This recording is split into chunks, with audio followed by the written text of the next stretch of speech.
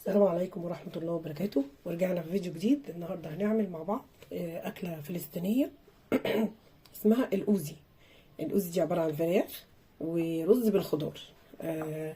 بس قبل أول حاجة هنبدأ ونقول بسم الله. هنبدأ مع بعض، هنتبل الفراخ علشان ندخلها الفرن. هنعمل بقى التتبيلة. بسم الله الرحمن الرحيم. تتبيلة الفراخ بقى هنكون ايه؟ ملح، فلفل اسمر، انا بحب الكزبره، توابل الشوي، كاري، مرق الدجاج، وبابريكا وملح، بس كده. دي تتبيله حلوه جدا، اللي عايز يضيف حاجه من عنده يضيف، اللي حاببها كده هي كده كويسه جدا. هنحط بقى عليها ايه؟ بصوا، تتبيله ولا في الاحلام. بس هنحط بقى ايه؟ شويه خل، اللي حابب ليمون يحط، حابب خل يحط، الاتنين واحد. هنحط بقى حبه زيت، ربع كوبايه كده، مش كتير. تمام، بس كده. انا عندي دبس رمان، هحط شويه. اللي حابب يحط بقى صويا صوص يحط، مش حابب خلاص ما يحطش حاجه. بس دي تدي تيست جميل للفراخ. تمام، هنحط بقى معلقه صلصه كده.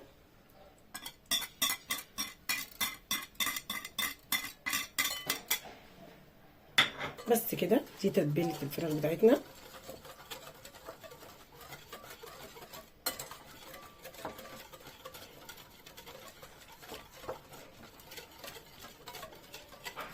ريحتها جميله جدا جدا جدا. دي تتبيله شوي فراخ، شوي لحمه، اللي انت عايزاه. بس هنزل بقى انت، عشان انا مش عايزه ازفر ايدي. انتوا زي ما عارفين ما بحبش البس جوانتي، بس مضطر. اخوك انا بطل ميه قطعه ومش وايدي لازم ميه كتير عشان تغسل. بصوا، دخلوا بقى كده التوابل، التتبيله الحلوه الجميله دي في الفراخ كده.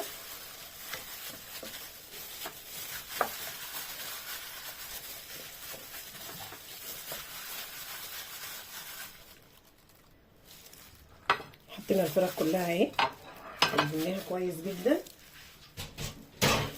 هسيبها بقى في التتبيله واقول لكم هنعمل ايه دلوقتي.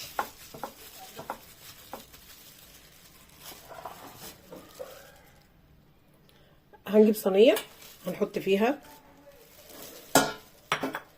من الطماطم دول، هقطعهم حبه بصل كده. بصوا بقى يا جماعه، عايزه اقول لكم حاجه. انا شفت الوصفه دي من واحده فلسطينيه، تمام. عملت البصل بس، وحطيت عليه الفراخ وغلفت الصينيه وحطيتها في الفرن. بس انا حابه اقول لكم على حاجه انا عملتها. ولادي بيحبوا حاجات على الرز، بيحبوا ياخدوا صوص كده واكل، يعني فاهمين. فانا حطيت حبه جزر.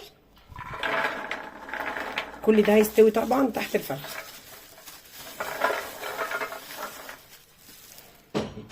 اللي حابب يعمل زيي يعمل، اللي حابب من غير خضار وهيحط البصل ويحط الفراخ تتشوي، هو ده اساس الاوزي.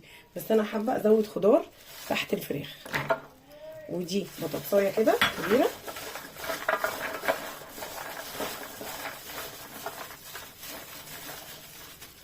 طبعا طبعا طبعا هنحط حبه تتبيله عليهم كده من بتاعه الفراخ.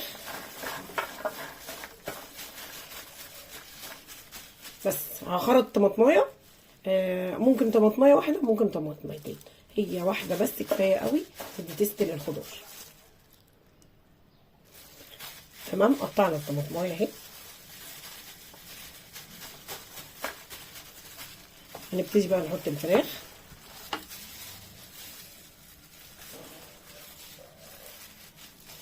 عايزين تقطعوا الفرخه 4/4، عايزين نصين وتحطوا نص كده ونص كده براحتكم خالص. انا حابه اقطعها صغير علشان تستوي وتاخد من طعم التتبيله. عامه يعني الفراخ لما انا باجي اشويها لازم اقطعها صغير.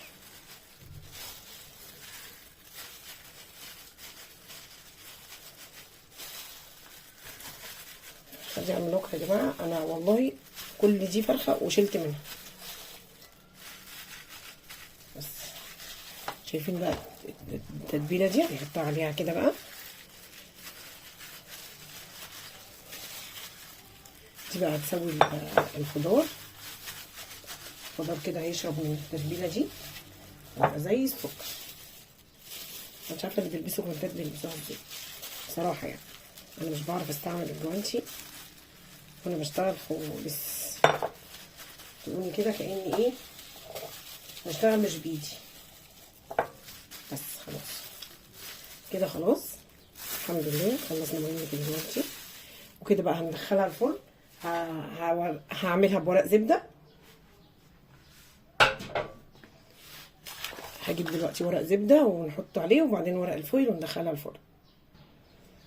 كده خلصنا. هنعملها بقى بورق زبده كده.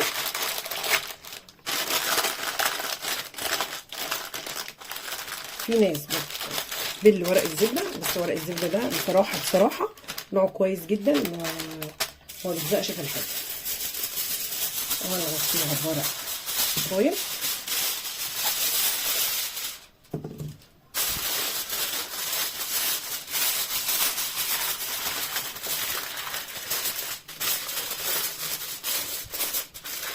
بس كده هندخلها الفرن على 180 في النص اللي في النص، في الرف اللي في النص. لو عندكم مروحه شغلوا المروحه، ما عندكوش مروحه شغلوا الفرن. وبعد ساعه او ساعه وربع كده شيلوا الورقه، وهتلاقوا الفراخ استوت. هتاخد وش بس وكده يبقى زي الفل. هنشوف بقى مع بعض هنعمل الرز ازاي بتاع الاوزي. بقى في طاسه على النار هنحط معلقه سمنه بلدي كده عشان هنسوي الخضار او نشوح الخضار، الجزر والبسله اللي احنا هنحطها على الرز. تمام. هنجيب طاسه او حله براحتكم، و هنشوح البسله كده على قد ما هتيجوا تعملوا. بس خدوا يعني انا حطيت شويه في اسفه مع الفراخ علشان تستوي. مع الفراخ هتنزل كده الصوص بتاعها على الخضار اللي انا حطيته، والولاد ياكلوا مع الرز اللي انا هعمله ده. بس انا حابه بقى احط رز، احط حبه خضار كده بسله، دول احطهم مع الرز نفسه. او احطهم فوق الرز ونقلب بعد ما الرز يستوي. تمام.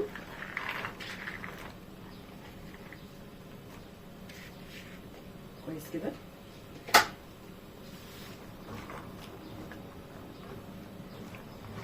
كده دي بسله فريش مش فروزن، مش متفرزه يعني. فانا حبيت اوريها لكم ان انا، ولو متفرزه برضو هتطلعوها من الفريزر على تحطوا معلقه سمنه وعلى الطاسه على طول، علشان اي حاجه تخرج من الفريزر لازم على النار مباشره. ما تسيبوهاش تفك وبعد كده تعملوها، لا هتبقى طعمها مش حلو، بتاخد طعم اجزه كده وتبقى طعمها وحش. اول بقى ما تحطوها كده هي من الفريزر، انتوا طبعا احنا غاسلين البسله ومفرزينها مغسوله فمش محتاجه تغسليها. اول ما تفكيها من الكيس بتحطيها على طول على النار على طول. احنا بقى هنقلب البسله لغايه لما الميه بتاعتها تشرب او تلون كده وتدخل في السوى. مش هنبهر دلوقتي، هستنى شويه وبعد كده هحط البهارات. فلفل اسمر، ريحه البسله استوت طعمها تحفه. دي حبه بقى بهارات،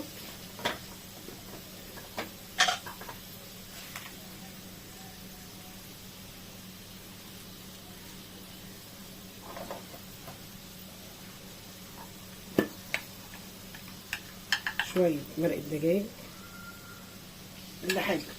كل التوابل دي اختياركم بس كده.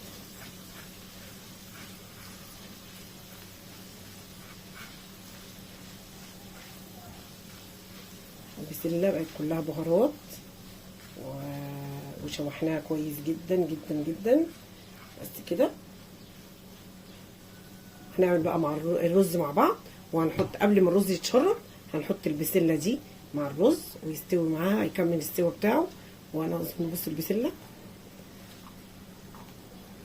شكلها يفرح كده، الالوان مع الرز مع الفراخ. شوفوا اكله النهارده الاوزي الجميله دي. مش لازم يا جماعه ناكل الاكل التقليدي كل يوم والاكل المصري، لا جربوا الاكلات التانية، الدول التانية اكلاتها حلوه. هعمل لكم برضو اكله كويتي قريب ان شاء الله، ان شاء الله هعملها لكم برضو. دي اكله فلسطينيه يا جماعه، الاوزي الفلسطيني. وعملت لكم اكلات تانية فلسطينيه، المقلوبه فلسطينيه. وعملت ايه تاني؟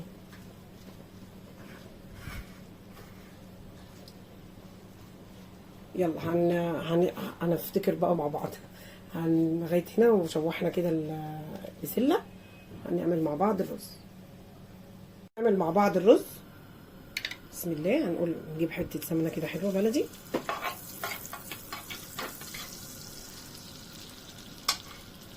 السمنه البلدي بتدي طعم من اي حاجه بصراحه.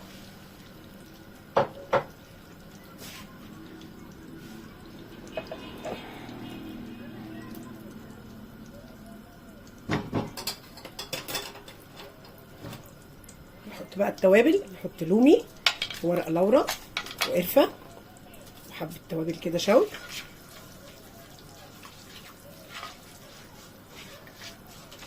نحط حبه كاري وكركم بس كده. هنشوح الرز بقى. هنحط الرز ده رز بسمتي اهو، مغسول. والكميه بقى اللي انت عايزاها حسب ما انت، حسب عدد افرادك طبعا. انا حتى لو الرز بيفيد ما برموش بنشيله وبعمل بيه اي اكله تانية او باكله جنب اي اكله تانية.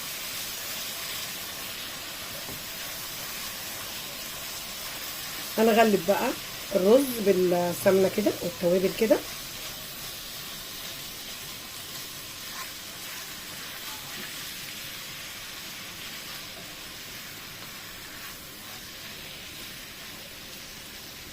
الاكله دي يا جماعه فلسطينيه،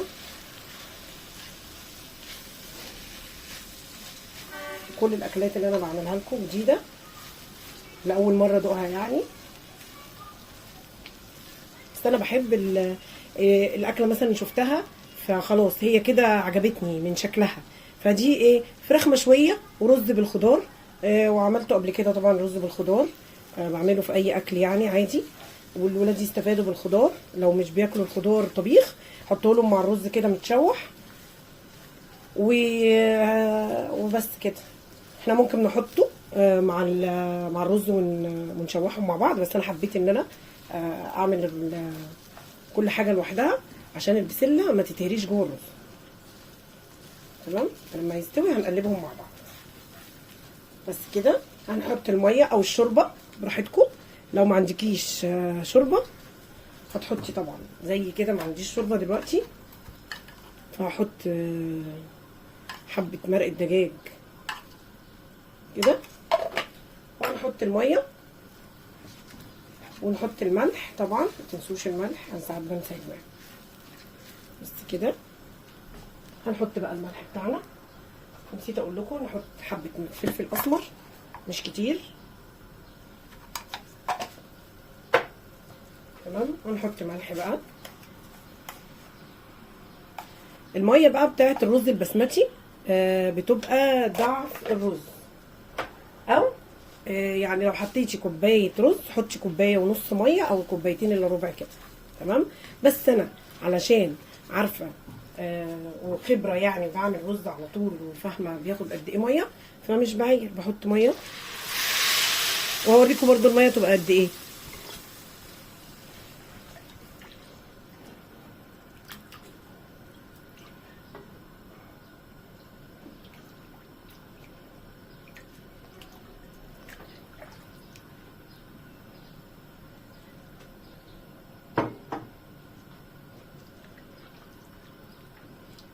كده لسه ميه طبعا.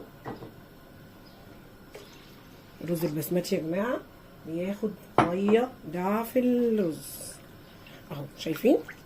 انا كده عارفه ان الرز بتاعي خلاص هيستوي في الميه دي، ولما يتشرب كده او قرب يتشرب هحط البسله على الوش، وهوريكم وانا بحط البسله برضو. يلا مع بعض. اول ما تستوي، اول ما يستوي الرز يتشرب هوطي عليه واحط البسله.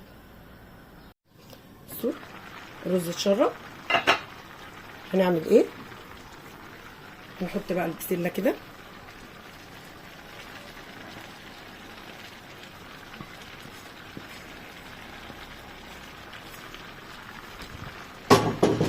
ايه رايكم؟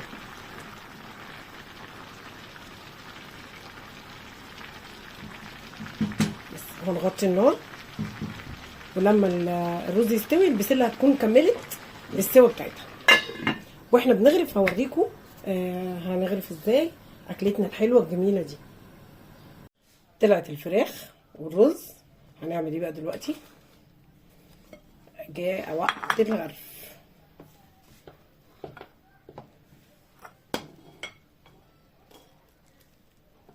انا بس عايزه اوريكم انا بعمل ايه. بصوا انا باخد شويه بسله ازوق بيهم المواضيع بس كده. هنعمل ايه دلوقتي؟ هنقلب بقى، نطلع بس ايه الحاجات اللي قلنا عليها، خلي بالنا واحنا بنغرف، كل ما نلاقي حاجه نطلعها. بسم الله الرحمن الرحيم.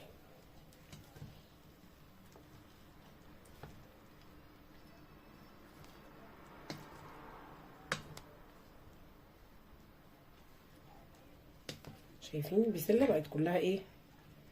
خضار.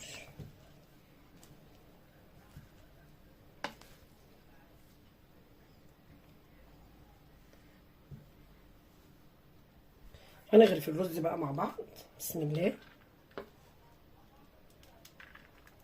عايزه اقول لكم الريحه بقى، الريحه مش قادره اقول لكم جميله ازاي، وفعلا فعلا بسم الله ما شاء الله اكله جميله. هتحبوها، ولادكم هيحبوها، واللي ما بياكلش الخضار هياكله كده كده، هياكلوا لانه في الرز.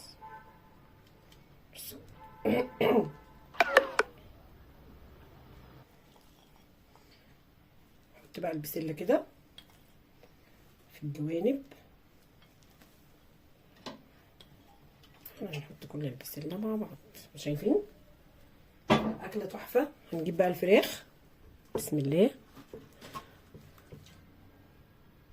بصوا الفراخ اشتوت وبقت زي العسل، واستوت سوا مش قادره اقول لكم ازاي. خلصنا الاكله بتاعتنا الجميله. بصوا بسم الله ما شاء الله، كاني في الخليج يا جماعه. والله انا كده مفكره نفسي ان انا قاعده في الخليج مع فلسطينيين بقى وكده. بصوا اكله جميله، والف هنا على قلبكم، واعملوها وجربوها. بسم الله ما شاء الله اكله جميله جدا، واولادكم هيحبوها. وبالف هنا وشفا كل اللي يجربها يقول لي في التعليقات عجبته ولا لا.